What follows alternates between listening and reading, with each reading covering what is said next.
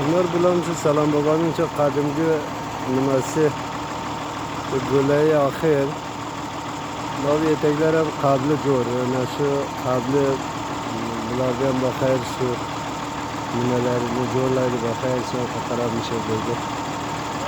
Bizden falan şu cevabın içine biz. Falan şu Gülay'ın özüde mi? Şuradan ket şurada dururlar bakayım. Gülay'lerden bakayım. Gülay'ın sablapız falan şurada bakayım biraz böyle yapacağız. Bu arada daha zor münavır tarafı köprüge tamam buruladı. Bulam inşallah bunlar şu sarakdı. Yani plan şular şuradaydı. Plan birdeyim.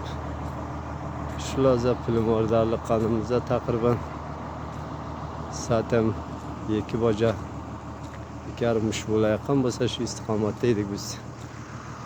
Ona bakaydı yani son kıyman karabmış öyleydi. Lan buna şu Gülay'ı şu kabli nal bakayır naştıp vırlatıp saplap geldik bakayır nasip olsa naşım şöyle çıkıp ketken bunlar aynı o dönler bulam şöyle gide bulam bu manzaralar yerlerimiz halı bulam biz bakayır şu Gülay'da plan iş harika işimiz diyoruz selamet bulunuzlar kavimler.